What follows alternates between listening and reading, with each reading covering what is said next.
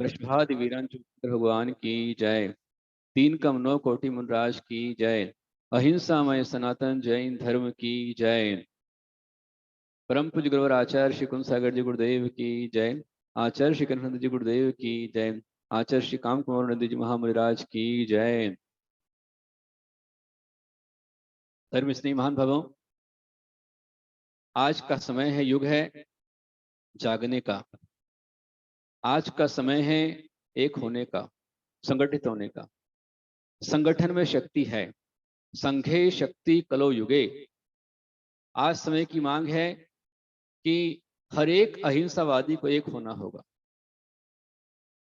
अहिंसा के लिए, सत्य के लिए, न्याय के लिए, धर्म के लिए आज आपको आवाज उठानी पड़ेगी। यह ना समझो क्रूर कृत्य का भागी केवल व्याध। जिसने हत्या की मात्र वही अपराधी नहीं है। यह ना समझो क्रूर कृत्य का भागी केवल व्याध। जो तटस्थ है समय लिखेगा उनके भी अपराध। जो तटस्थ हैं, जो माध्यस्थ हैं, जो चुपचाप बैठे हुए हैं, जो आवाज नहीं उठा रहे हैं, वह भी अपराधी की श्रेणी में आते हैं। मौनम सम्मति लक्षणम, ये हमारे आचार्य बतलाते हैं। कल औरंगाबाद में, संभाजी नगर में सकल अहिंसक समाज का एक विशाल मोर्चा है। मैं संपूर्ण समाज को आह्वान करूंगा, हर एक नगर में, शहर में, गांव में हर एक व्यक्ति जागे और कल पूरा औरंगाबाद मात्र दिगंबर नहीं, मात्र श्वेतांबर नहीं, श्वेतांबर, दिगंबर, हिंदू, मुस्लिम, सिख, ईसाई जो भी अहिंसा में विश्वास करते हैं, जिन्हें लगता है कि साधु के साथ में गलत हुआ है। समय आपका बड़ा नॉर्मल है, रविवार का दिन, छुट्टी का दिन है, 11 बजे एक मोर्चा है, उठ खड़े होइए। सारी समाज को मैं आह्वान करता हूं कि सब मिलकर के एकता के साथ में आप आगे बढ़े। जिसकी हत्या हुई है वो कोई सामान्य साधु नहीं था। अच्छे भरे पूरे परिवार से थे, जिनके पिता माता की 50 एकड़ जगह है, संपन्न परिवार है, जो अपने माता पिता के इकलौते बेटे थे और जिन्होंने उस समय 1982, 83, 85 के समय में जिन्होंने एमटेक किया, कर्नाटक में गोल्ड मेडल इंग्लिश में एमटेक करके प्राप्त किया। इतने पढ़े लिखे, इतने मेधावी, तीक्ष्ण बुद्धिमान, और उसके बाद भी जिनके अच्छे अच्छे ग्रंथ हैं, वो आचार्य काम कुमार नंदी, जो 1985 में, जिस समय गुरुदेव आचार्य कुंद सागर जी गुरुदेव कर्नाटक में विहार कर रहे थे, कनक नंदी आचार्य श्री उनके साथ में थे, आचार्य देवनंदी जैसे महान आचार्य उनके साथ में थे। उस समय काम कुमार नंदी, कनकोज्वल नंदी आदि आदि, उस समय के जो पूर्व नाम अलग थे, वे सभी युवा, धर्मप्पा उनका नाम था, मतलब धर्मात्मा, धर्मप्पा मतलब। तो ऐसे वो ज्ञानी गुरुदेव के साथ में कर्नाटक से विहार करते हुए सम्मेद शिखर में आए और सम्मेद शिखर तीर्थ क्षेत्र पर 1988 में सिद्धों के वहीं पर उन्होंने मुनि दीक्षा प्राप्त की। वे मुनि बने और मुनि दीक्षा लेने के पश्चात संघ में रहते हुए आचार्य श्री कनक नंदी जी, आचार्य श्री पद्म नंदी जी, आचार्य श्री देव नंदी जी और भी जितने संघस्थ थे और अन्य विद्वान थे, उन्होंने उनसे गहराई से अध्ययन किया। इंग्लिश परफेक्ट थे, अच्छे कंठस्थ, अच्छे गीतकार थे, अच्छे लेखक थे। उन्होंने भक्तांबर को इंग्लिश में अनुवाद किया, अनेक ग्रंथों का इंग्लिश में अनुवाद किया, अनेक ग्रंथों का लेखन किया, अनेक ग्रंथों का प्रकाशन कराया। ये तो साधु कार्य है। साधु कार्य क्या है? साधु का कार्य है कि साधु स्वयं रत्नत्रय का पालन करें और रत्नत्रय का पालन करवाए। साधु कार्य है कि वह जिन धर्म का प्रचार प्रसार करता रहे, उसके प्रसार के लिए कई विधान कराते हैं, कई व्रत उपवास करते हैं, कई पंच कल्याणक होता है, कभी तीर्थों का निर्माण होता है, कभी ग्रंथों का प्रकाशन होता है, कभी दीक्षा होती है, कभी समाधि होती है। ये धर्म प्रभावना के विशेष मार्ग है, ये माध्यम है। और ये आदेश स्वयं तीर्थंकर भगवान ने दिया। तीर्थंकर भगवान ने पूर्व पर्याय में अनेक तीर्थों का नव निर्माण कराया है, अनेक तीर्थों का जीर्णोद्धार कराया, इसलिए वो तीर्थंकर भगवान बनते। आज हुंडा और सुरपणी काल में जब हजारों लाखों की संख्या में अनायतन खड़े हो रहे हैं, वहां पर सम्यक मार्ग दिखलाने के लिए, रत्नत्रय की प्राप्ति के लिए जिनायतन भी नए रूप में अपडेट होना चाहिए।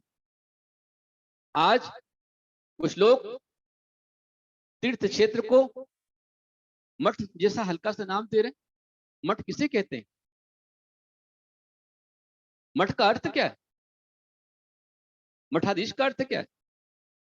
क्या किसी आचार्य साधु के नाम सारी संपत्ति है? क्या सारी संपत्ति को अपने साथ में ले लिया है?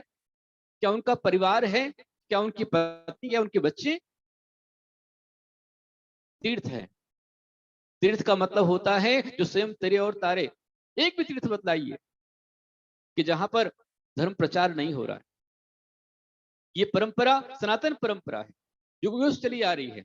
आचार्य कामकुमार नंदी जी 1988 में दीक्षा लिए, मुनि बने, खूब ज्ञान प्राप्त किया, खूब अध्ययन किया, शिक्षाएं प्राप्त की, और मैंने स्वयं जब मैंने 1991 में दीक्षा ली, मुनि बना, तो अनेक अनेक साधु के साथ मेरा स्वाध्याय चलता था। मैं उनसे पढ़ता था, छोटा मुनि था। तो आचार्य गुरुदेव कनकनंदी जी पंचास्ती के पढ़ा रहे थे, आचार्य गुरुदेव कुंसागर जी शिक्षा दीक्षा दे रहे थे, पद्मनंदी आचार्य ने हमको बाल विकास पढ़ाया, तत्वार्थ सूत्र पढ़ाया, आला पद्धति पढ़ाई। आचार्य हमारे कुमार विद्यानंद जी ने मुझको उस समय पर भगवती आराधना पढ़ाई, उनसे अध्ययन किया। पद्मनंदी आचार्य से अध्ययन किया। कामकुमार नंदी महाराज से मैंने उस समय पर इष्टोक्त समाधि तंत्र संस्कृत के अंदर पढ़ा, उसकी टीका को मैंने समझा और जाना। कल कुशल नंदी महाराज से मैंने अध्ययन किया, कल नंदी महाराज से मैंने अध्ययन किया। अनेक इस तरह कम से कम मेरी 8-10 क्लासें उस समय चलती थी। सिर्फ पढ़ना पढ़ना पढ़ना। उस समय पढ़ा, इसलिए आज घड़ा, इसलिए आज आगे बढ़ा। साधु जब आते हैं तो पहले दीक्षा होती है, एडमिशन, उसके बाद में शिक्षा होती है, एजुकेशन। दीक्षा काल, शिक्षा काल, गण पोषण काल और संन्यास काल। गण पोषण का मतलब होता है कि आप जिन कुल में आए हैं उसको आगे बढ़ाना आपका दायित्व और कर्तव्य है। तो आचार्य कामकुमार नंदी जी ने अनेक समय तक पूरे देश में भ्रमण किया, विहार किया, और कर ही रहे थे। साधु हमेशा चलते रहते हैं। आपने स्वयं मुझको देखा है, किसी एक ठिकाने हम रुकते नहीं हैं, हमेशा चलते विहार करते रहते हैं। यहाँ पर धर्म तीर्थ पर आपने देखा कि 2010 में त्रिभूमि को देखा और यहाँ से विहार कर गए भूमि पूजन के पश्चात, और दिल्ली, बड़ौद, रोहतक, एनसीआर में करीब 4 साल वहां पर रहे। राजस्थान में चतुर्मास किया, उसके बाद यहाँ पर आए, औरंगाबाद चतुर्मास किया, यहाँ पर एक चतुर्मास 17 में किया, उसके बाद स्टोनबिरगोला चले गए, वहां से आकर के नागपुर एक चतुर्मास किया, फिर यहाँ पर आए, फिर औरंगाबाद चले गए, 19 का चतुर्मास वहां पर किया, 20-21 में लॉकडाउन आ गया तो बैठना पड़ा। और जैसे लॉकडाउन पूरा हुआ, कोरोना खत्म होते ही तुरंत हमारा बिहार आपके औरंगाबाद तरफ हो गया। सेफरान का पंचकल्याणक, श्रीनगर का पंचकल्याणक, सारे पंचकल्याणक करने के साथ में पूरा मराठवाड़ा का परिसर भ्रमण हमने किया। कुछ समय के लिए यहाँ पर आए, वापस फिर इस तरफ को निकल गए, और पंचकल्याणक के साथ में फिर घूम फिर करके अभी आए। पंचकल्याणक होते ही देवगढ़ रंगारी चले गए, आने के बाद फिर यहाँ कर, तो संत हमेशा प्रहार करते रहते हैं। संत आज ये तीर्थ बना है। कोई भी तीर्थ देखो, किसी भी तीर्थ में हो क्या रहा है, हम आज हमारी मानसिकता कितनी दूषित हो चुकी है। जबकि यदि कोई वीर शहीद जवान, कोई जवान युद्ध के मैदान में जाता है और युद्ध के मैदान में यदि गोली लग जाती है, घाव लग जाता है, तो उसको पुरस्कार दिया जाता है, और यदि वो शहीद हो जाता है तो मरणोपरांत उसके अशोक चक्र, परमवीर चक्र आदि दिए जाते हैं, गौरव किया जाता है, सम्मान किया जाता है, उसके माता पिता का सम्मान किया जाता है, परिवार समाज का सम्मान किया तो गौरव किया जाता है। स्वयं औरंगाबाद में जब उरी में हमला हुआ था कश्मीर के अंदर में, तो जो शहीद हुए थे उनके परिवारों को, शहीद परिवारों को सम्मान औरंगाबाद में सकल जैन समाज ने दिया था। हर एक परिवार को 2.5 लाख रुपए का चेक उसमें दिया गया था, शहीदों का सम्मान हुआ था। और आप क्या कर रहे हैं? साधु की समाधि होने के पश्चात आप इतने कान के कच्चे, इतने दिमाग से कच्चे, किसी ने कहा और आपने मान लिया कि उनका तो लेन देन था, ऐसा था वैसा था, आपने देखा, आपने स्वयं समझा, आपने जाना नहीं जाना, बस उसने कहा और हमने मान लिया। ये जो लोग होते हैं इतनी बड़ी दुर्दांत हत्या होने के बाद वो क्या बवंडर मचेगा, उसको दबाने के लिए झूठी कहानी वहां पर गढ़ी जा रही है और नाना प्रकार से उन पर लांछित किया जा रहा है। वो धन्य हो आचार्य गुरुनंदी महाराज, हमारे गुरु भाई राष्ट्रपिता आचार्य गुरुनंदी जी। उन्होंने बात को समझा और उन्होंने क्रांति की, पूरे देश को जगाया, स्वयं आंदोलन को बैठ गए, स्वयं कमरे के अंदर ही, कोई पोस्टर नहीं, कोई बैनर नहीं, कोई शोबाजी नहीं, बस वो बैठ गया धरने के लिए कि जिस देश में अहिंसा का प्रचार करने वाले मुनि की हत्या होती हो, जिस देश में संस्कारों का संखनाद करने वाले मुनि की हत्या होती है, अपहरण होता हो, उस देश में मुझको नहीं जीना है। और उन्होंने देह त्याग का संकल्प कर लिया कि जब तक कर्नाटक की सरकार मुझे लिखकर नहीं देती है कि दिगंबर भारत में, कर्नाटक में जैन मुनि सुरक्षित हैं, मात्र दिगंबर नहीं, जैन मुनि, मात्र जैन मुनि नहीं, हर एक साधु की रक्षा और सुरक्षा, विशेषकर विहार करने वाले साधु के लिए आवास की व्यवस्था रास्ते बने, इस व्यवस्था के लिए लिखित में उन्होंने मांगा और उनके आंदोलन को सफलता मिली। मात्र 4 घंटे के अंदर में कर्नाटक की सरकार, वहां के मुख्यमंत्री बहुत अच्छे हैं, जिन्होंने इस बात को समझा, देर नहीं की। कर्नाटक का पूरा मंत्रिमंडल, चाहे वो कांग्रेस हो, चाहे भाजपा हो, चाहे जेडीएस, जो भी हो, सारा मंत्रिमंडल एक साथ हो चला। 40 जो एमपी हैं, विधायक हैं, उनने एक साथ ध्वनिमत से आचार्य श्री की बात को माना, स्वीकार किया कि मुनियों की रक्षा हम सबका दायित्व और कर्तव्य है। ये कर्नाटक में जागृति आई है, लेकिन और बाकी राजस्थान में क्या हो रहा है, मध्य प्रदेश में क्या हो रहा है, गुजरात में क्या हो रहा है, पंजाब में, हरियाणा में क्या हो रहा है। गुजरात में हमारे साधु जाते हैं, मुनिराज आरिका जाते हैं, साधु जाते, संतिया जाती हैं, सदु जाते हैं, और रास्ते जाते जाते टक्कर मार के उनको घायल करके मार दिया जाता है। कभी ट्रक की टक्कर हो रही है, कभी बस की टक्कर हो रही है, साधु पर हमले किए जा रहे हैं। अभी राजस्थान के अंदर में, राजस्थान का समाज कहां सो रहा है कि एक साधु शुद्धि के लिए जाता है और वहां कुछ लोग उसे घेर कर जबरदस्ती उसको मांस खिलाने का दुस्साहस करते हैं, दुष्प्रयास करते हैं। पूरे देश में आज क्रांति की आवश्यकता है। यदि आप नहीं जागे, आप बिखर रहे हैं। कोई मानता है कि दिगंबर साधु के साथ में हुआ है, कोई मान रहा है वो तो 20पंथी था, कोई मान रहा है वो तो ऐसा था। नहीं, वो साधु था, वो जैन मुनि थे। और जैन मुनि की रक्षा के लिए, अहिंसा की रक्षा के लिए, सत्य की रक्षा के लिए, धर्म की रक्षा के लिए आज संपूर्ण समाज को जागना होगा। मैं पूरे समाज का आह्वान करता हूं। ऐसे बहुत अच्छे ज्ञानी साधु को हमने खो दिया। उनका गीत आप सुन रहे हैं, बहुत वैराग्य से भरा हुआ गीत उनका है, जिसपे सारी उन्होंने कहानी उस गीत के अंदर लिख दी है, कही है।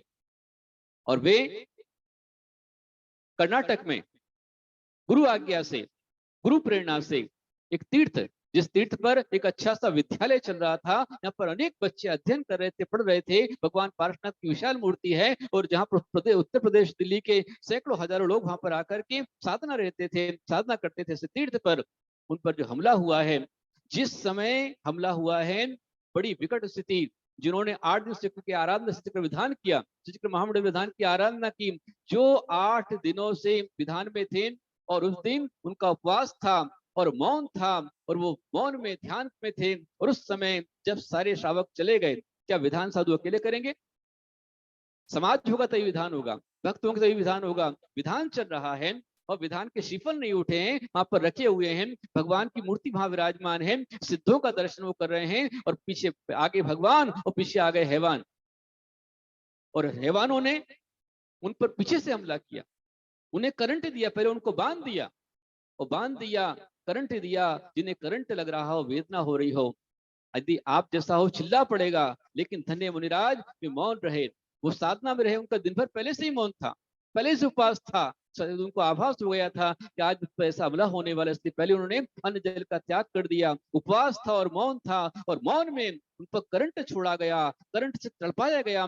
तड़पाने के अजाब में उनके प्राण नहीं निकले। वहां के पुलिस अधीक्षक ने कहा कि करंट से प्राण नहीं निकले, वीडियो पूरा उसका बना हुआ है, उसने बनाया, दुर्दांत हत्यारों ने उसका वीडियो बनाया। इतनी भयंकर आतंक जो फैलाया जा रहा है, उस आतंक को हमें आतंकित करना होगा। उठ जाइए, जितने यहाँ पर आए हैं, हर एक भक्त अपने शहर में, अपने नगर में, अपने गांव में, हर शहर के अंदर में आंदोलन चाहिए। ये सरकार की मांग है। सरकार भी चाहती है कि समाज जगे, समाज जगेगा तभी साधु की रक्षा सुरक्षा होगी। आपने किसी मीडिया में आज तक कोई सूचना नहीं आई। जगिए, सूचना पहुंचाइए।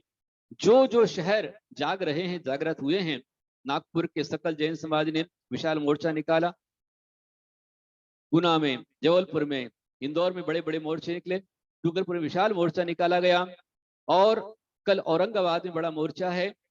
मैं चाहता हूं कि मात्र औरंगाबाद नहीं बल्कि आसपास का सारा परिसर, जो भी छोटे छोटे गांव, बड़े शहर हैं, तहसील हैं, हेडक्वार्टर हैं, हर एक में, नासिक, मुंबई, पुणे, फलटन, सतारा, जहां पूरा महाराष्ट्र है, पूरा कर्नाटक है, राजस्थान प्रदेश, उत्तर प्रदेश, दिल्ली, हर जगह पर हर समाज को जागना है।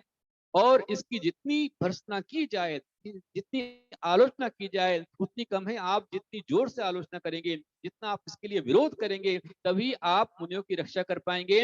और यदि आपके मुनि सुरक्षित रहेंगे तो आपकी सुरक्षा होगी। यदि मुनि की रक्षा नहीं होगी तो आपकी रक्षा नहीं हो सकती। आज आपका समाज कहाँ जा रहा है? बच्चे कहाँ जा रहे हैं? आपकी बेटियां कहाँ जा रही हैं? आपके बेटे कहाँ जा रहे हैं? आप मात्र सिर्फ पढ़ाई पढ़ाई पढ़ाई का भूत लेकर बैठे हुए हैं। तो उठिए, कल रविवार का दिन, सकल समाज को उठना है। सभी जो अहिंसा में विश्वास करते हैं, यदि आप जानते हैं कि दिगंबर साधु कभी किसी के प्रति रंच मात्र एक पत्ती पर भी पैर नहीं रखते हैं, एक चींटी कुंतु छोटे जीव की रक्षा का जिनके अंदर भाव है, प्रत्येक प्राणी की रक्षा के लिए हम लोग रोज कहते हैं संपूजकानाम प्रतिपालकानाम यतीन्द्र सामान्य तपोधनानाम देशस्य राष्ट्रस्य पुरस्य राज्ञः करोतु शांति भगवान जिनेन्द्र। इस देश में, राष्ट्र में, नगर में शांति हो। हर दिन शांति कामना करने वाले साधु को अशांत करके मारा गया है। ध्यान रखना, साधु की आह निकल पड़ी तो कोई नहीं बच पाएगा। जहां जहां साधु की आह निकली वो पूरे नगर भस्म हो गए। कल हमारे आचार्य गुरुदेव ने बताया था। उठिए, हम बहुत बड़े मुनि भक्त बनते हैं। जब संकट आता है तो मुनि के पास में आते हैं, गुरु के पास में, तो गुरुदेव हमारा ये संकट, ये परेशानी है, हमको आशीर्वाद दीजिए, हमारा ऐसा हो जाए, हमारा वैसा हो जाए। और साधु पर प्राण खाता मिला हुआ है, हम कहाँ बैठे हुए? उठिए, जागिए।